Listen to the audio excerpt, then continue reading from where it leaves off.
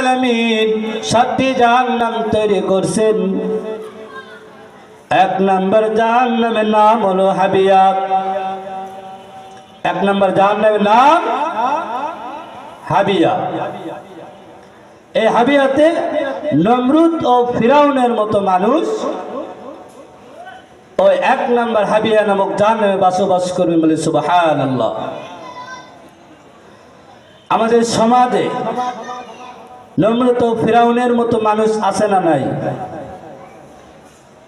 আছে। তাদেরকে কিভাবে চিনবেন? যারাই নমরুদ ও ফিরাউনের মতো এবং তাদের সঙ্গে এই এক নাম্বার হাবিয়া নামক জাহান্নামে বসবাস করবেন, কিভাবে চিনবেন? শোনা দরকার আছে না নাই? একটু মনোযোগ লাগান। সমাজের ভিতরে দেখবেন নমরুদ ও ফিরাউনের মতো কোন ধরনের মানুষ দেখবেন। সারা জীবন নমরুদ ফিরাউন সবসময় ইসলামের বিরোধিতা করেছেন।